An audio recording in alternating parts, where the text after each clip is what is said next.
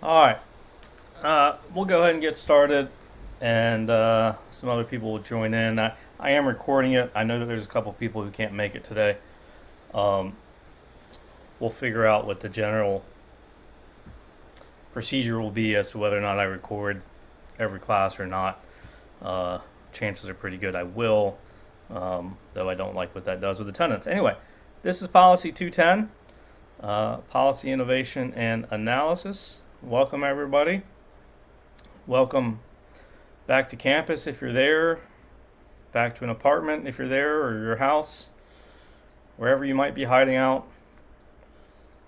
Uh, it's going to be an interesting semester, but hopefully this class will provide some level of learning and maybe some entertainment from time to time. Um, so I am Jeff Summerlin-Long. I'm a teaching associate professor in the department.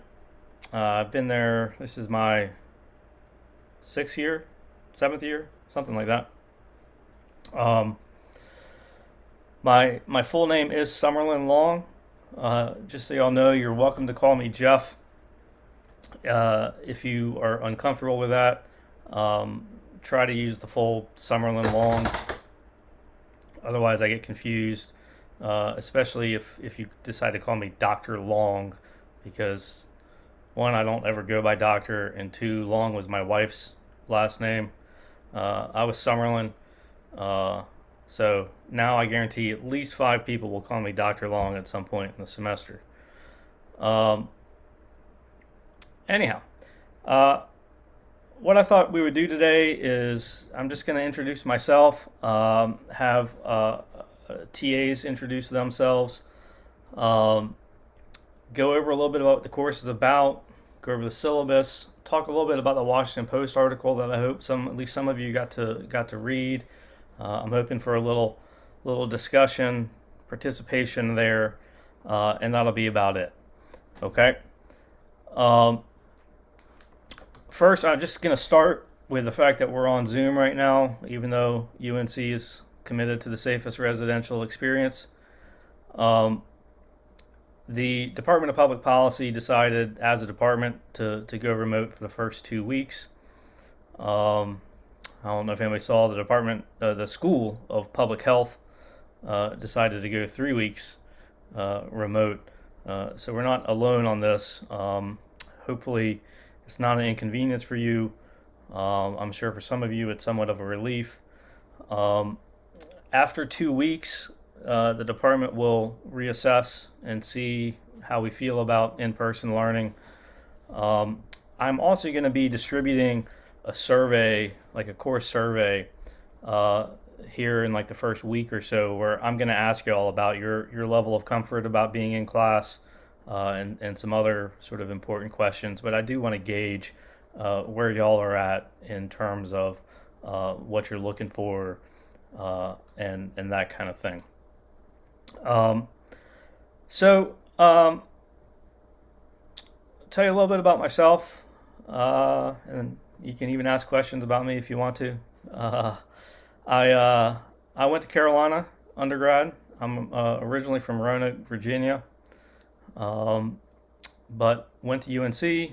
Met my wife, the long in my name, in Dye Hall, Spanish conversation class. Been together since we were sophomores. Um, I got 3 kids. You hear me talk about them a lot. Senior in high school, sophomore in high school, and then a third grader. And it's the third grader that tends to come up because she's kind of crazy. Um, I was an international studies major. Now it's global studies. Um, I went straight from undergrad to law school at American University in Washington, D.C. I went there thinking I wanted to do international human rights law and then teach law in a law school. A couple things happened to derail my plans. Um, One is international law is a wonderful concept, but there's no enforcement, and that just struck me as being somewhat futile. And so I focused on other things, mostly poverty, legal philosophy, legal history, other such useful endeavors. Um, Never intended to practice law. Wanted to teach. Ended up practicing anyway. I was a legal aid attorney. That means, if people don't know, is that I represented low income people and was therefore low income myself. Um, I worked in New Bern, North Carolina for a year, doing general poverty stuff. And then I was an immigration attorney with the North Carolina Justice Center in Raleigh, doing mostly political asylum work, but other things as well. I then went back to UNC and got my PhD in this department in public policy. Um, Graduated there in 2011. Went to the University of Alabama in Huntsville.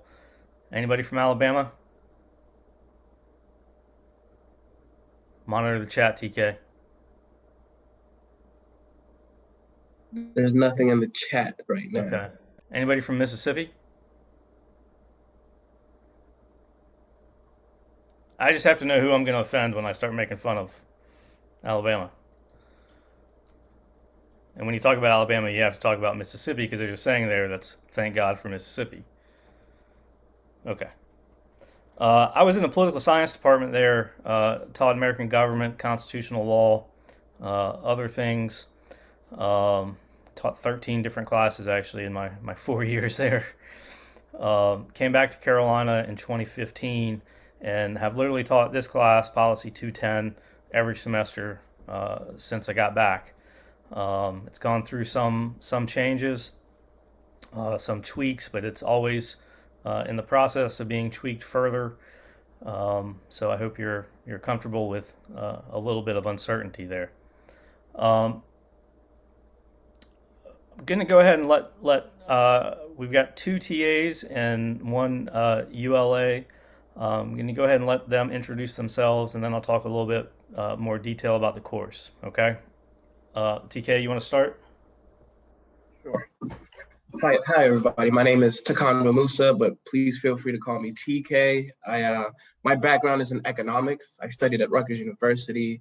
I'm currently a second-year PhD student in the Department of Public Policy with a focus on international economic development policy. And my advisors and I, we work on understanding the impacts of cash transfers. And then now my research interest is kind of shifting to like the political economy in developing countries in terms of what's the political economy drawback in these countries that are getting cash transfers from the World Bank, UNICEF, IMF, etc. And yeah, that's about it. I look forward to working with you all. Thanks. Thea? Hey everybody, this is Faya. I'm a fifth year PhD from a public policy department. I study social policy, especially on gender and race. I have been a TA for this course several times, so feel free to let me know if you have anything or any concerns about assignments or anything.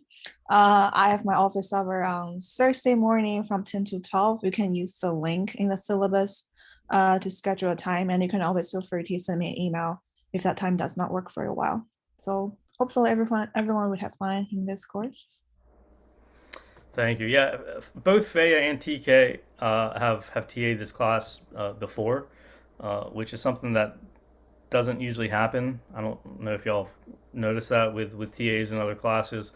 So you've got a lot of experience, and definitely take advantage of that. And speaking of experience, somebody who actually took this class, Lauren Stiller. You want to say hi, Lauren? Hey guys, I'm Lauren. Like Jeff said, I took this class not too long ago, about 2 years ago. I'm a current undergraduate here at UNC. I'm in my senior year. I'm double majoring in public policy and environmental studies, and I completed my policy capstone last semester. So if any of you guys have any questions about that or this course, feel free to let me know, look at my office hours, or like Faya said, shoot me an email. We can meet outside my hours if they don't work for you. And I'm looking forward to a great semester with you guys. Great. Excited to have Lauren. This is only the second time I've been able to have a ULA, and the first time I found it extremely useful, and I know the students did as well. Sometimes it's nice just to go to a peer to talk about stuff, and doesn't even necessarily have to be about this class. Sorry, Lauren. Um, but yeah, so I think we've got a really good team. Definitely a lot of experience with this class, and public policy in general. So hopefully you feel like you're in decent hands. Um, all right, talk a little bit about the course, and then going to go on to a little bit of a sort of applied exercise. Uh, so policy 210, right? Policy, innovation, and analysis. It's really policy analysis. I don't know who put the word innovation in there. It wasn't me. But it does sort of connote the idea of creativity when we're doing analyses. And I think you'll see over the course of the semester that idea of being somewhat creative, of being open-minded, is a useful approach to policy analysis. So if you think of it in that way, it makes sense. Um, we're going to talk on Thursday in detail about what policy analysis is. Essentially, it's trying to figure out how we're going to solve some social problem, what the best way, what the best type of policy is to make some kind of problem better. Um, and yeah, sorry. Jay, why are you're just not taking this class? Yeah, I am. Good to see you again, Professor. Good to see you too. Sorry. You totally made me lose my train of thought when I saw the Death Star. Um, okay. Uh, uh, so, policy analysis again, really about how many of you are policy majors? Okay, so decent I am. number. Yeah, how, Yeah. how many of you, when you told your parents or your friends or somebody that you were majoring public policy, they're like, what the hell is that? Yes, no? Or is it becoming mainstream enough now that that's not as big of an issue? Um, yeah, I don't know. I know my family was confused. I think they still are confused. But what I tell people is, look, it's about solving social problems, usually through some kind of government lens, be it government intervention or something else. Um, and policy analysis is really figuring out what the best way to solve those problems are. It starts with identifying a problem, of quantifying it in an objective manner, um, and then looking at the realm of possibilities in terms of what we can do um, to make that problem better.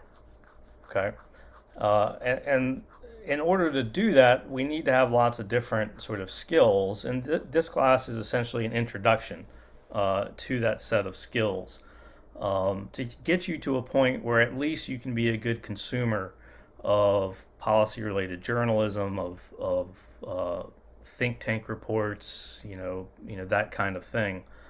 Um, but it really is focused to a large degree on um, the ability to present information through data, to analyze, evaluate, compare different alternatives, and to do so as objectively as possible. Okay. That's what separates this class from most of the other policy classes is we really sort of hammer home the notion of objectivity. Not that human beings are capable of being completely objective. None of us believe that. But that we can be as objective as possible. And that one of the main ways that we make up for any lack of objectivity is through transparency, of just being honest about what we're doing and the assumptions that we make and that kind of thing. Um, So it's really about building up skills of critical analysis, of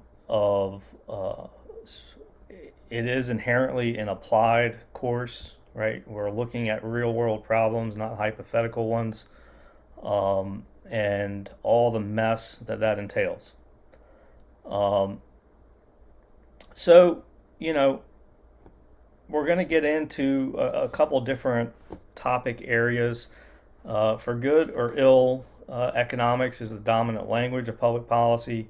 We live in a society that is founded on a market economy, and so everything kind of starts there. So we're going to learn some basic market theory. We're going to learn about market failures and government failures, and how governments can go about trying to correct for the inefficiencies present in those failures. Um, we're going to do a little bit of statistics, really just data. We'll talk a little bit about ethics, but over the course of the last 6 years, most of the ethics has kind of gone to the side. If that's something that people are interested in hearing more about, I'm happy to add something in about it. But it is mostly focused on economics. We will have a class session on behavioral economics, of what we know from the field of psychology, that can better, that allows us to more accurately predict human behavior, which is key to any kind of policy change and whether or not it's effective. Um, the the course itself is really focused, um, to a large degree, around you doing your own policy analysis. The final paper for this class, um, where you're bringing everything that we talk about in class into this sort of single paper. We have exams, we have problem sets, and that kind of thing. But the design of the course is really focused around the paper. And what that means is that the first, third or so, we're going to go through how do we define a problem? What kind of data can we use to define a problem? What data is good? What data is bad? Um, we're going to look at different policy alternatives. What's the advantage of a tax over a regulation? What are some disadvantages there?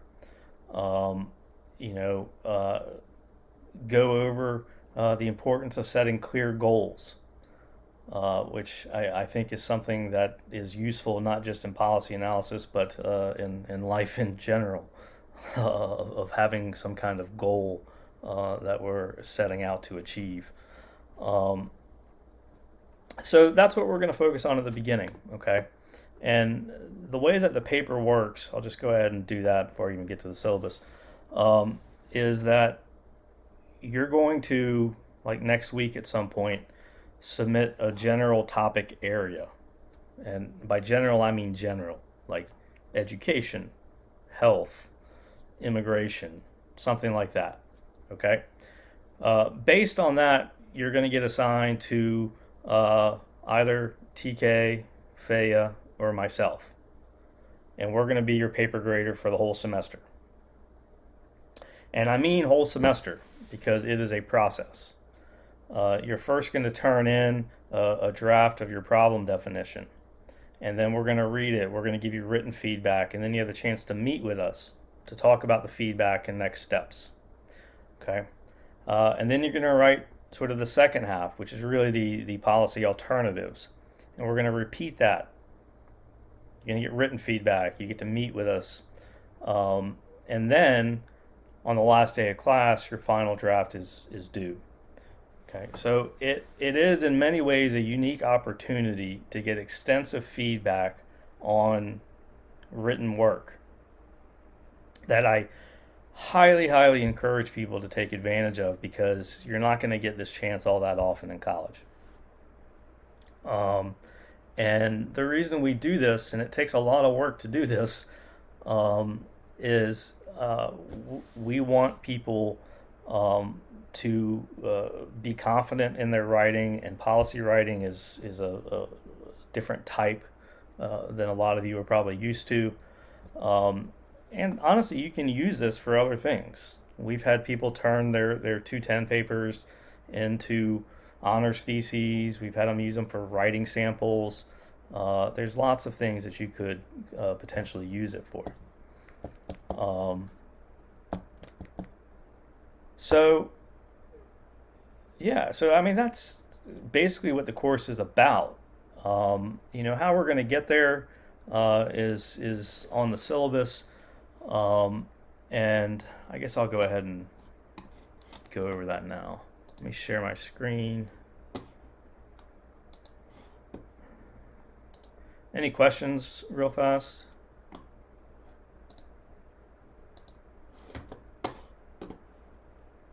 Hold on.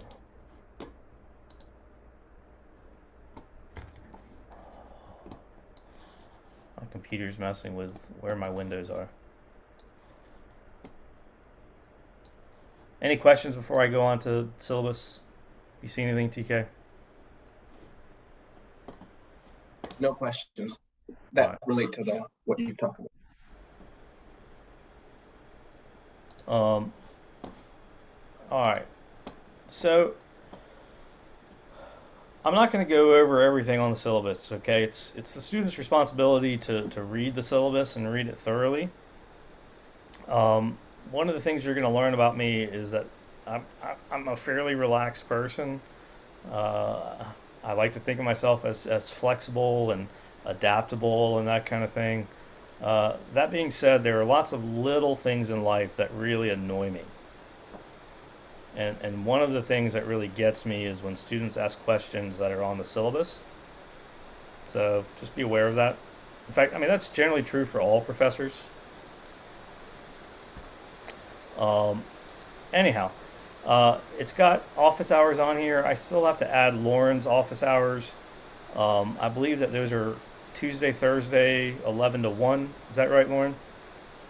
Yeah, that's right. Okay. So I'll add those on there. Um, Note that for mine and also for Faya, we are using Calendly so that you can sign up for a specific slot. That is useful not just for us but for you, so that you don't have to wait around. So make sure that you're using that to make appointments. Um, Speaking just for myself, if I wake up on Monday morning and I see that no one signed up for office hours, I might well not be just sitting on Zoom waiting in case somebody shows up. Yeah. So if you don't have an appointment and you want to meet, still just try to email and let me know. And email is the best way to get in touch with me. We'll also have a Slack page, which I haven't set up yet. That's another way to get in touch with me. Uh, Whatever you do, don't call this phone number on the syllabus. It's not going to do you any good. It's my office number, um, and I'm not in my office all that much these days. Hopefully, I will sometime soon. But I also just don't like the telephone very much. Uh, anyway. Uh, TK, Faya, Lauren, y'all have anything that you want to talk about with your office hours? Yeah, I have a quick comment. So for my office hours, I don't have the Calendly link set up, but I will be putting slots in our Sakai site under the sign up tab for you guys to book like 15-minute appointments. Yeah. Okay. Yeah, I decided to go away from the sign up one this semester, try something else. Um, okay. So there is no required textbook. All of the readings that are on the syllabus will be posted on Sakai. That being said, if you like having a textbook, and I know that I'm somebody who does, um, most of the stuff is coming out of Charles Whelan's Introduction to Public Policy, and you can find that information on the syllabus. It's pretty easy to find a used copy of that now. If you're a policy major, I recommend everybody buy the Bardak, and now it's Bardak and Patashnik book. You can get it for like $6 or something like that. But it's a really useful little book that you'll find yourself referring to over and over again. Okay, grades, quizzes, participation. I do give periodic quizzes. Okay, the quizzes are on the readings or news. So one of the requirements of the class is that you actually read the news.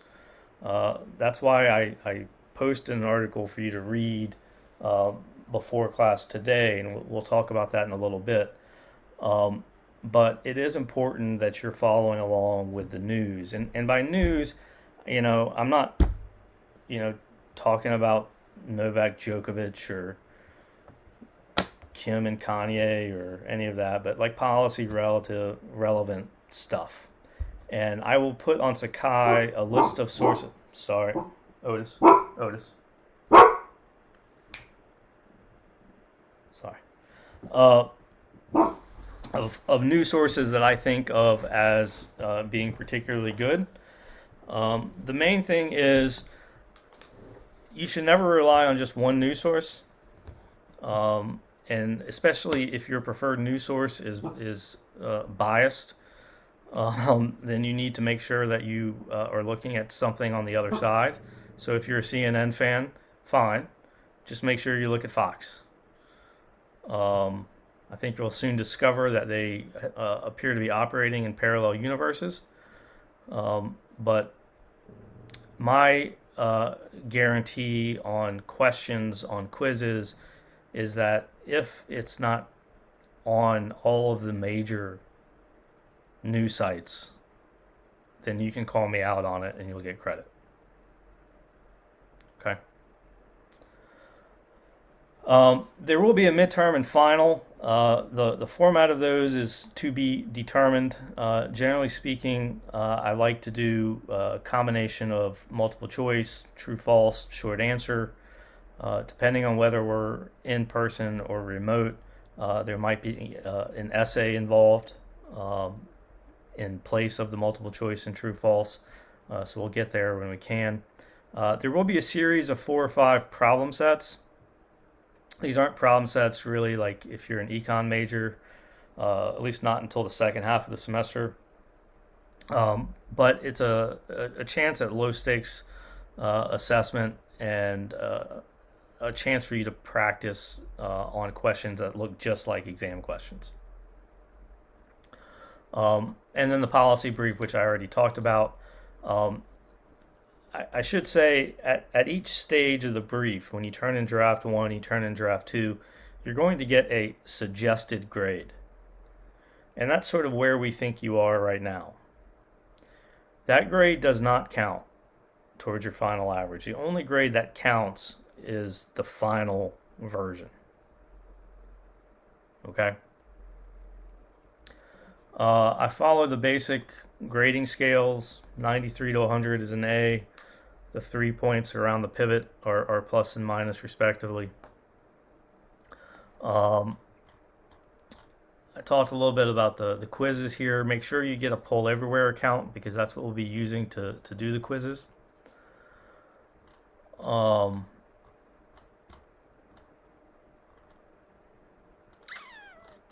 not going to go over all the class policies, especially since we don't know where we're going to be in a couple of weeks. That'll depend on just the state of COVID and how comfortable people feel being in a classroom. Okay. There's a lot of stuff in here. Grade appeals. This is something that if you think that one of the TAs has incorrectly graded your problem set or paper or something like that, if it's just arithmetic, like just added things up wrong, just go to the TA and they can take care of it. If it's not, the process is you send me an email with very, very specific points as to why you think it was graded incorrectly. I try to turn those around as fast as I can. Just know in large classes, sometimes it takes a little bit, but that is the way we do that. Collaboration is encouraged, especially on problem sets and that kind of thing. I want you all to work together. In fact, I'm going to be assigning you to groups um, in a couple of weeks. Probably be groups of 4, and so you'll have a built-in support system that you can do problem sets together. You can study together. You're also going to be doing some in-class discussion and other in-class assignments together as well. All we ask with collaboration is that you tell us who you worked with, and if you create any kind of Google Doc or something like that for, say, an exam, you need to share it with all of us. That's actually to your advantage because we will look at it and make such corrections as we see as necessary. Okay? Any questions on the syllabus?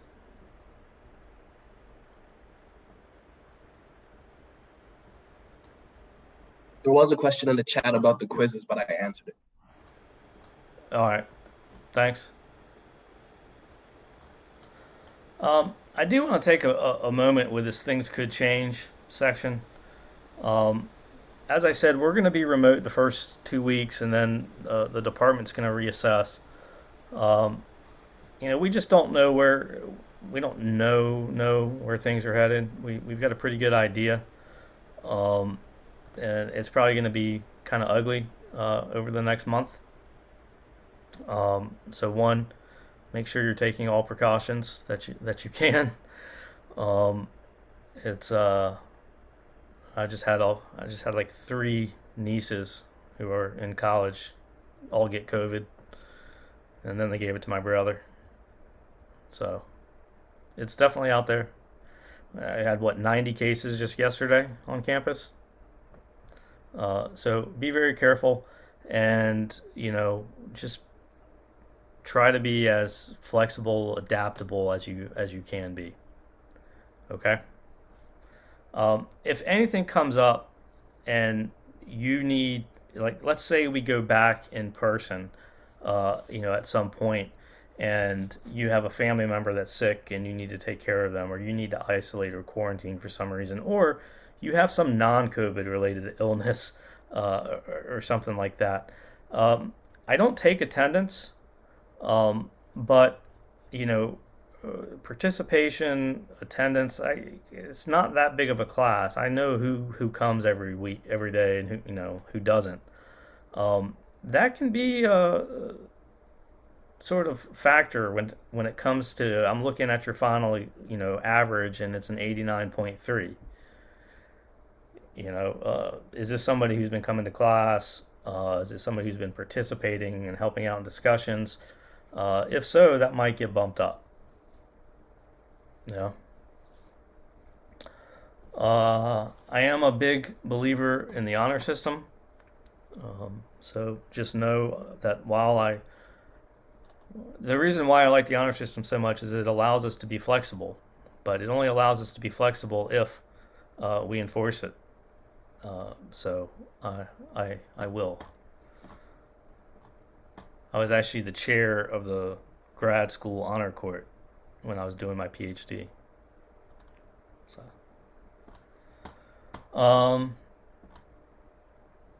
okay.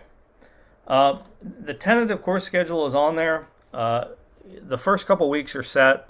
The midterm is set. The final is set. The paper drafts are set. I'm still working in problem sets 3 and 4, or maybe even a 5. And I will post that as soon as I can. I'm just trying to figure out the timing of it. It's a matter of spreading it out for you and spreading it out for us. And I'm teaching 2 sections of this class this semester, so I'm having to coordinate it with my grading load over there. Which I should also just point out, I teach that class right before this class. So what that means is I'm going to be tired, and I have a tendency towards rambling and getting off topic, anyways,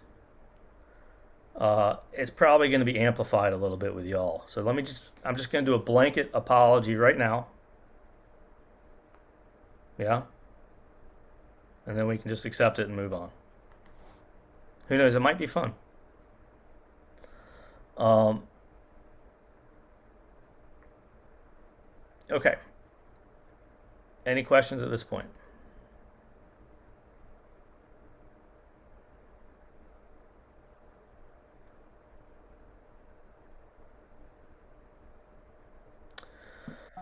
There is a question in the chat. Zachary's asking, do you have a favorite topic to ramble about? Do I have a favorite topic to ramble about? That's something I'll let you figure out. You know, I can't let you just, I can't give it to you right off the bat. I will tell you one that I told the other class because I'm sure y'all will talk anyway.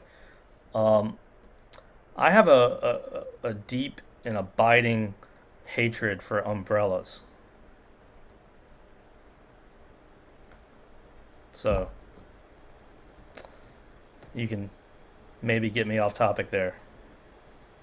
Can you explain why? Like, what about umbrellas?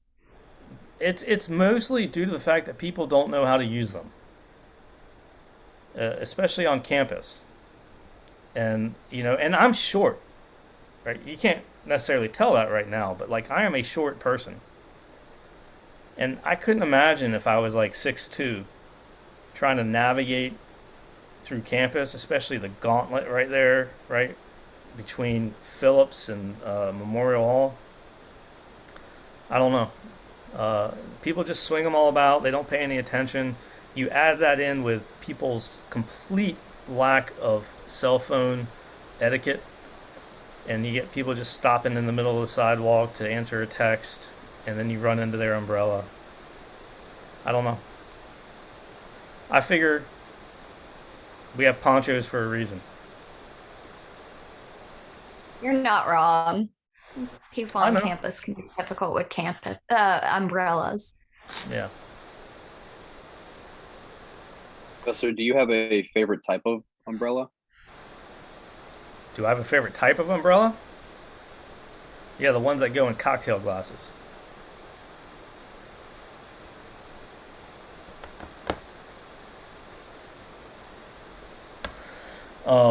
Don't worry, Zachary. You'll find plenty of things to get me off topic. I really like random things. So when we take breaks in class, I'll often ask if people just have random facts that they would like to share. I will share my own. But yeah.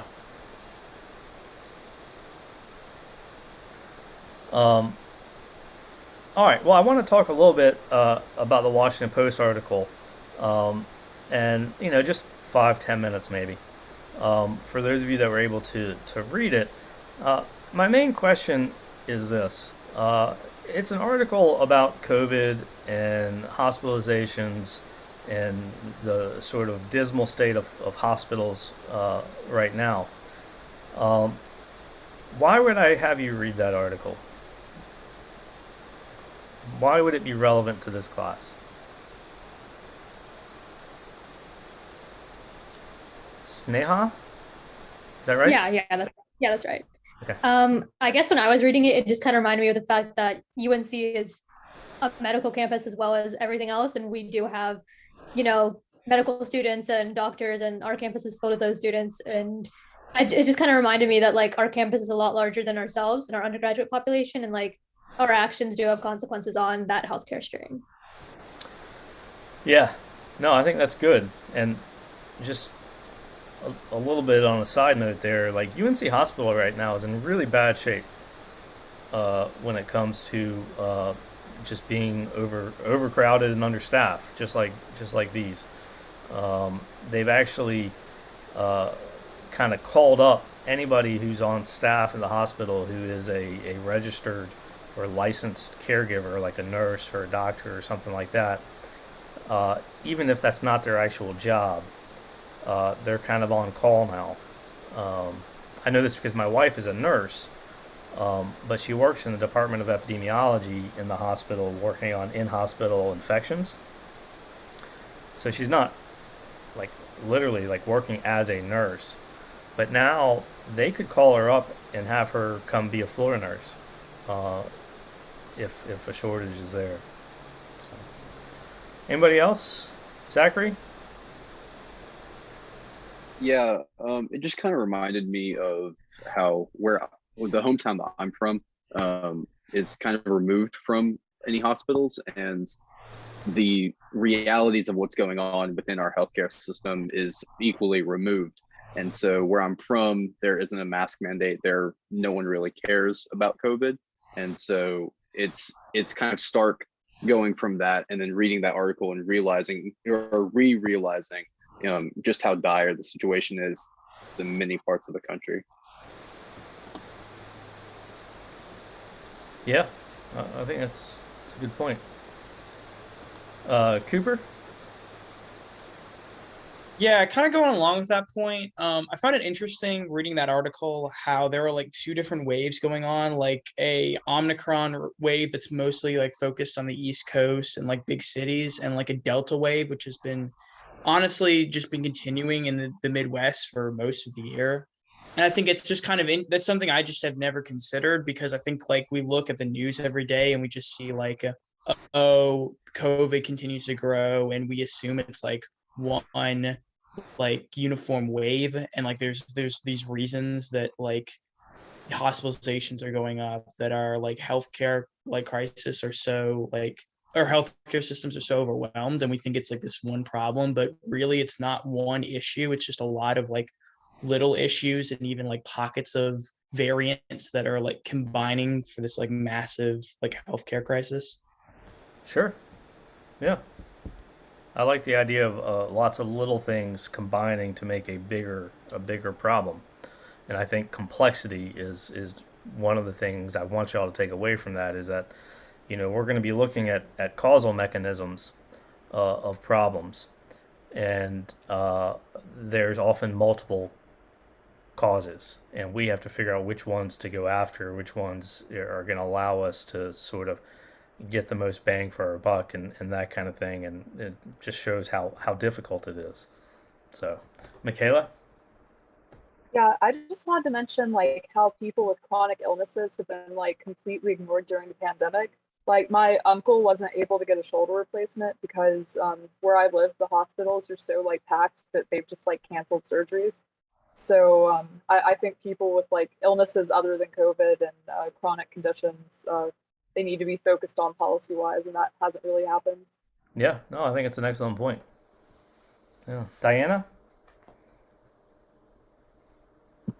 I think also like adding on to what was said before Michaela talked, because the variants are so different, they act so differently, and it kind of is misleading to what should be done almost, because some are longer and like weaker while some are shorter but stronger, and different things like that play into it. And so like it kind of doesn't really allow hospitals to take one specific path to what to do with COVID patients and like the infections and stuff like that, because they like different patients will be in their different links and the different variants, like the whole like little things adding up to be different things, kind of not being able like taking one specific path to handle things. Yeah, right. I mean, that's sort of related to the idea of sort of complexity. That there's lots of different routes that we could take that's going to have differential impacts, right? Depending on which one we do and which one we focus on. Um, Absolutely. Yuli? One of the things that I noticed that made me think from like a policy perspective was how much they kept on mentioning the inconsistencies in like recording this data, and how they had reached out to so many different hospitals, and how they're like, we can't really give you like those numbers because we don't really have a congruent way to like measure all of this, and they're not really the same, even though these are like larger hospitals that have, our hospital systems that have many hospitals. And I also thought it was interesting that they pointed out like how conspiracy theorists have from the beginning been talking about how COVID cases are being diagnosed from things that are unrelated. And obviously this is a huge issue that's happening now. I mean, not that it's a huge issue, but it's a huge issue that they're coming in for something else and then they also have COVID, and just kind of thinking about how to address that from a policy perspective. I Yeah. guess, trying to get more people vaccinated and like the efforts that people are making. Yeah, I think it's a really important point that you make about the data. Um, this shows, we oftentimes, when we think about policy analysis, we just kind of assume that the data is out there and that it's neat and clean, and that we just have to do something with it. And what this shows is that the data isn't always out there, and especially not always out there in the form that we would like. And that puts significant limitations on what we can do and conclusions that we can make. So when you have states who aren't requiring hospitals to put certain data sort of into their systems, that's leaving huge holes in terms of what we can use to make generalizations about what works and what doesn't work, and that kind of thing. So, Abby? I was also gonna bring up like the different data points, and I think it's really interesting how now there's so many people who are going to the hospitals not for COVID, which is a total 360 from what it was at the beginning of the pandemic. And I think that does complicate things a bit more, and it kind of makes it interesting on how the variants are different and how they affect people differently in the severity of them. Yeah, absolutely. Jennifer? Yeah, one of the things that I think of also is there's been, of course, disparities of infection and quality of care for those of different socioeconomic backgrounds, of different ethnic and racial backgrounds, and the role of policy in facilitating a more equal system in treatment and care. Um, for instance, if you are a Medicaid recipient, there's less of an initiative to get the same quality of care because the doctor, hospital, whomever are not going to receive the same kind of payment or as much payment, and linked to that, and just disparities within that. Yeah, I think it's an important point. It's something we're going to talk a lot about throughout the course of the semester, which, we call the distributional effects of policy. That and distributional effects in terms of the existence of social problems, is that is something that is clearly important and something that we should care about. And yet, at the same time, in classical policy analysis using classical economic theory, we don't look at it, right? So when we're doing cost benefit analysis, we're really just looking at net social cost versus net social benefit, and not winners and losers, right? And one of the big things about public policy is that there's always winners and losers. And I think if you take the complexity that y'all have been describing in terms of the COVID, epidemic and the issues that hospitals are facing, there are clearly different effects on different groups within society, and it's something we have to be able to wrap our heads around. So, all right, one more, Leah. Yeah, one thing I also wanted to mention is that it's not that there's not a lot of data. I actually helped hospitals report, and each hospital had like 200 different questions. They're just asking the wrong questions. So hospitals are spending this time gathering sort of useless data, and then the definitions will change and you can't compare it to what was recorded previously. So like the importance of knowing the questions to ask can like make or break what you can look at. Yeah, it's a fantastic point.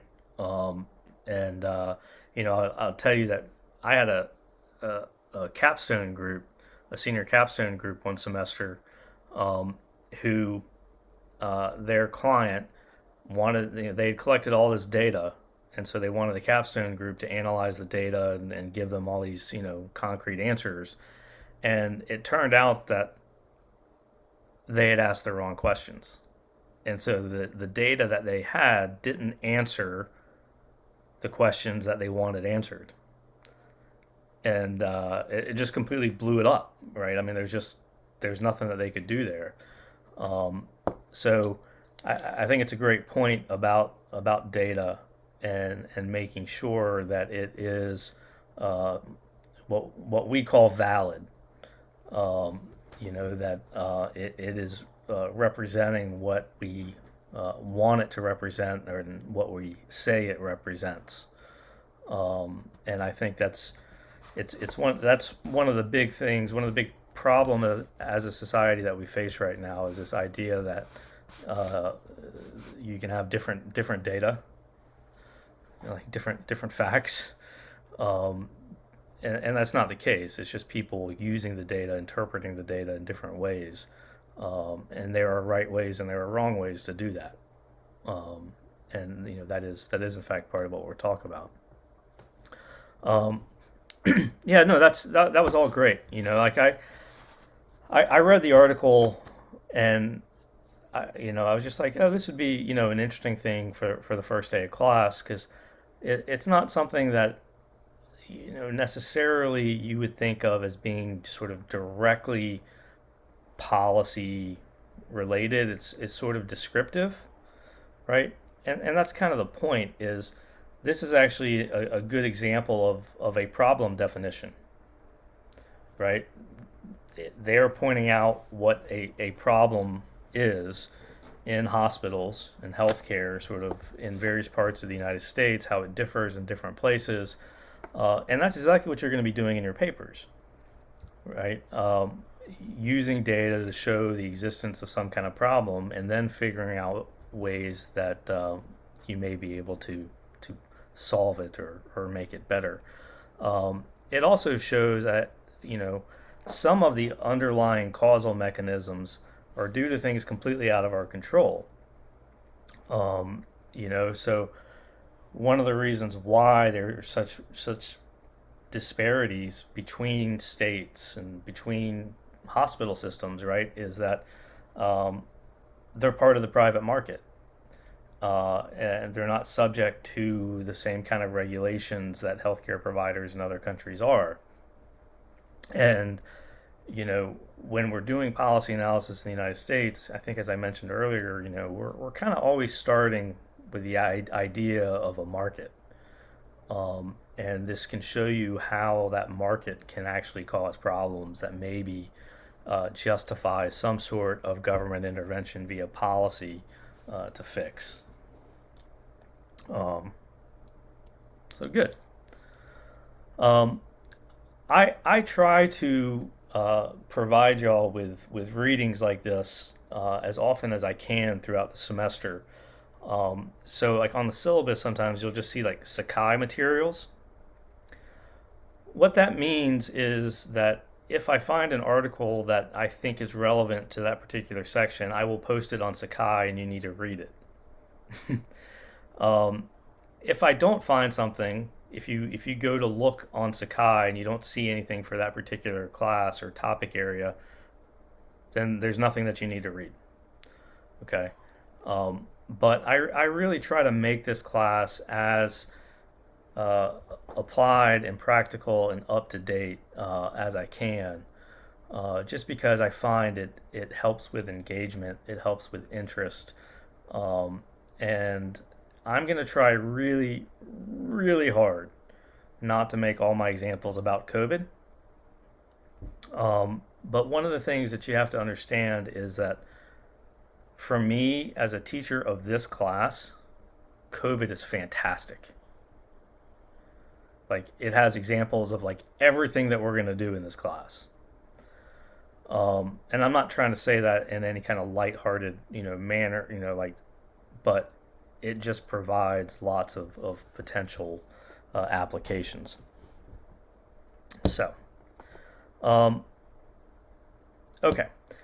Any other questions or comments before we wrap up?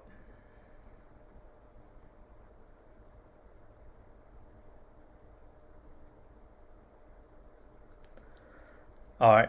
Um, so on Thursday, we're going to talk about sort of general policy research and the policy process uh, as just kind of an intro. Um, there are some readings that are on Sakai that you are responsible for. So make sure to take a look at those. Um, I will get the course survey posted as soon as I can. It is due next Tuesday, so I'll try to do it tomorrow or Thursday, sort of at the outside. But there will actually be two different documents that you need to fill out. One of them about the paper, and one of them just about course stuff. Um, please do them.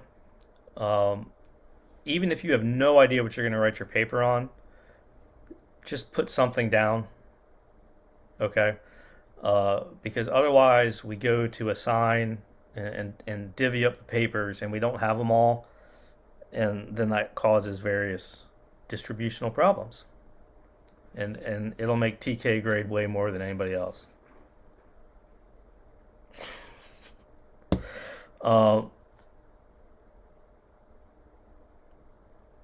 okay. Uh, well, I look forward to seeing you on Thursday. Um, and whenever there are updates in terms of modes of instruction, if we're going to be in person or remote, whenever I learn anything new, I will let you know immediately. Um, and everybody have a good afternoon, okay? Thank All right. you. Thank Sure. you. Thank you. Thank you. Thank you. Thank you. Thank you. Professor? Yes. Hi, sorry. I have a